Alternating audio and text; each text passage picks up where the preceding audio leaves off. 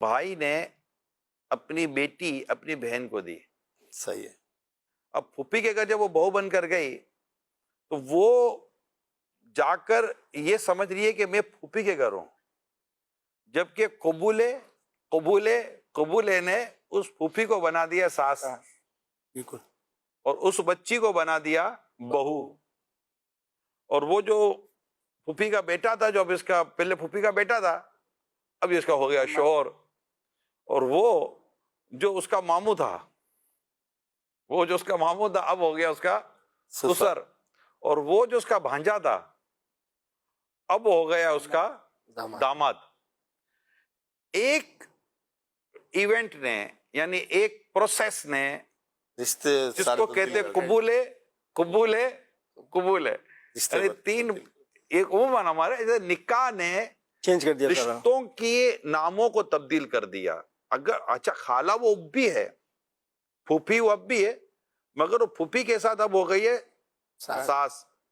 وہ اس کی اب بھی بھتیجی ہے، مگر اس کے ساتھ ہو گئی اب اس کی بہو. وہ اب بھی اس کا بھانجا ہے، مگر اس کے ساتھ ہو گیا اس کا داماد. وہ اب بھی اس کا ماموں ہے، لیکن اب جا کے یہ نہیں بولے گا ماموں، اب یا تو ابو بولے گا یا کچھ اور نام لے گا.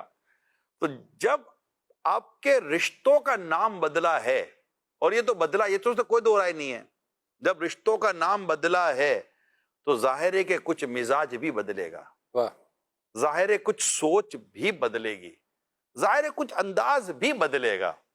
یعنی یہی بھتیجی جب گھر آتی تھی تو پھوپھی کہتی تھی بیٹی کیا کھاؤ گی، اور اب جب یہی بھتیجی بہو بن کر گھر آئی ہے تو مہمان آئیں گے تو کہیں گے کہ بیٹی ذرا یہ سموسہ پکا کے لے آ. صورتحال بدل گئی ہے، صورتحال بدل گئی ہے.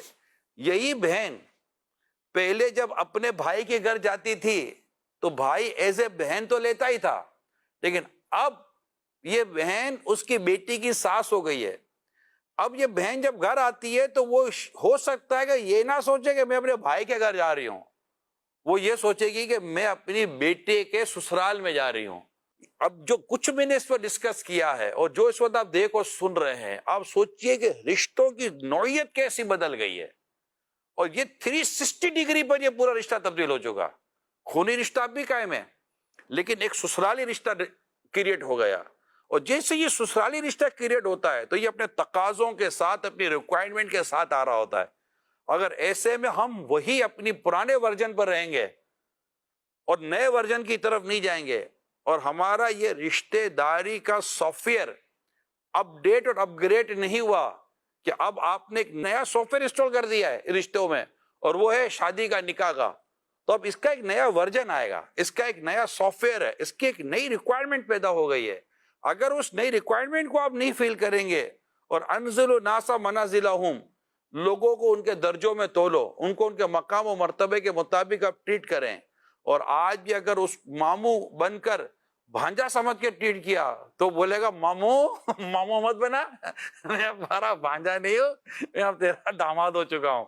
تو یہ چیزیں جب تک کہ ہم اس کو سمجھیں گے نہیں، اگرچہ رشتے نبھانے، لیکن تھوڑا بہت آپ سمجھ رہے جو میں کہنا چاہ رہا ہوں، فرق آئے گا. اور اس فرق کو جس دن ہم لوگوں نے سمجھ لیا، اللہ پاک نے چاہا تو رشتے بننا شروع ہو جائیں گے ٹوٹنے کے بجائے، کیونکہ آپ کی سوچ میں وسعت آ جائے گی.